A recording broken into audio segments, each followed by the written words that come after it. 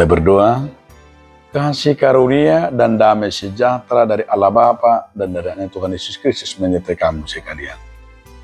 Amin.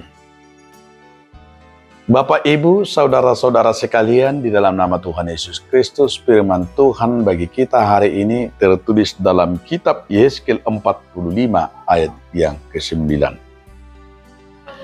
Beginilah firman Tuhan Allah, cukuplah itu, hai raja-raja Israel. Jauhkanlah kekerasan dan aniaya, tetapi lakukanlah keadilan dan kebenaran. Hentikanlah kekerasanmu yang mengusir umatku dari tanah miliknya. Demikianlah firman Tuhan Allah. Songonodo hatani Tuhan Jehovah. Tungna terbang dohamu ale aka iddu di Israel. Paholak kamu ma pangarupao do hamaguan. Jala ulau kamu ma uhum do hati goran. Pasahat hamu ma panosak muna mangojar-ojar bangsokku sian pertalianna ninna Tuhan Jehovah. Bapak, Ibu, saudaraku dalam nama Tuhan Yesus Kristus, judul renungan kita hari ini adalah keadilan dan kebenaran. Sesungguhnya keadilan dan kebenaran ini sudah menjadi hal yang terutama dalam kehidupan kita. Itu juga yang disuarakan oleh hamba Tuhan, yaitu Nabi Yeskel. Nabi Yeskel menyuarakan suara Tuhan kepada umat Israel, terlebih kepada pejabat-pejabat, pemerintah-pemerintah, raja-raja. Di mana firman mengingatkan, biarlah keadilan dan kebenaran itu menjadi ukuran di tengah-tengah bangsa itu. Sebab keadilan dan kebenaran itu menjadikan nyata, menjadi tolak ukur, sehingga akan membawa kesejahteraan dan membawa kedamaian bagi umatnya. Namun di saat kehilangan keadilan dan kehilangan kebenaran, akan terjadi kesenjangan dan banyak dosa dan terlebih kemiskinan.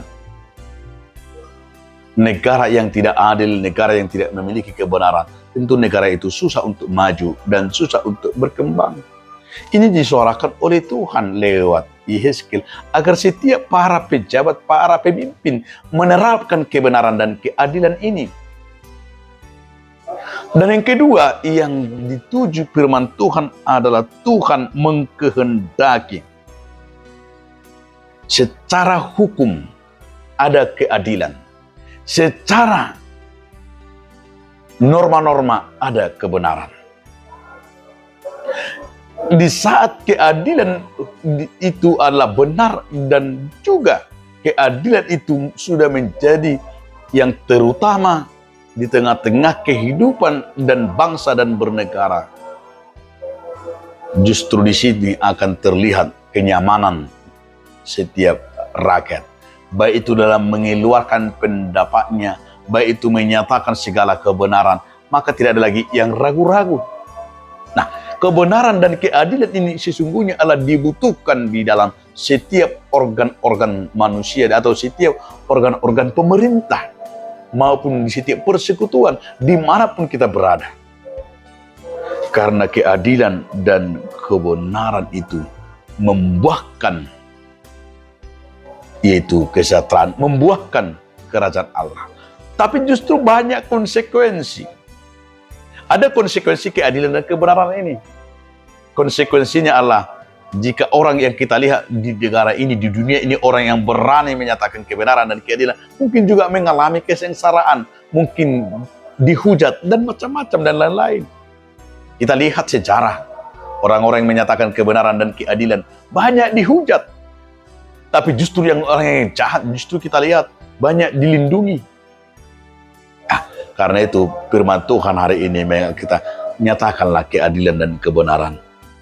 Itu yang disampaikan oleh Yeskel, agar bangsa itu, hidup kita justru semakin merasakan kebahagiaan dan merasakan kesejahteraan jika negara, jika bangsa dan gereja hidup dalam kebenaran dan keadilan.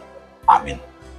Terima kasih Tuhan atas firman Tuhan mengingatkan kami agar hidup dalam kebenaran dan keadilan. Amin.